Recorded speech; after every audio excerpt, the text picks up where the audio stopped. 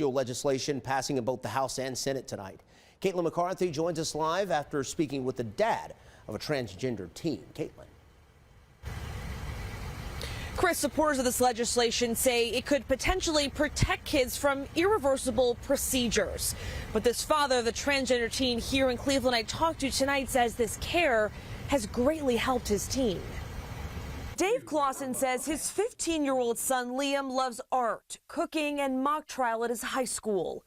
2 years ago, the Cleveland teen came out to his family as transgender. We just accepted a new reality for him, and just trying to find our way into being a good parent for him. Over the last 10 months, Liam has been receiving gender-affirming care. It's been incredibly important. If it wasn't for the care he was receiving, he would be very depressed, I believe.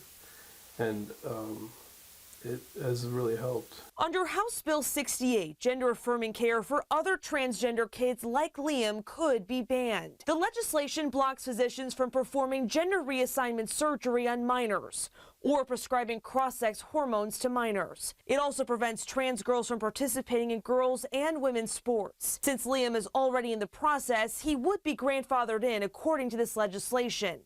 But Clausen worries for other kids not already in treatment. Liam and so many other kids will be refused treatment and not be able to get treatment that they need, and have to maybe move to other states or seek treatment through other means, maybe not safe means. Clausen hopes families can continue to make the decision on what's best for their transgender child. Because it kind of sends the signal that it's okay to marginalize the transgender community.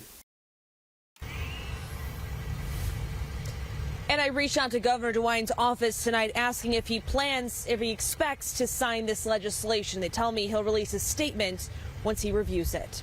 Reporting live in downtown Cleveland, Caitlin McCarthy, 19 News.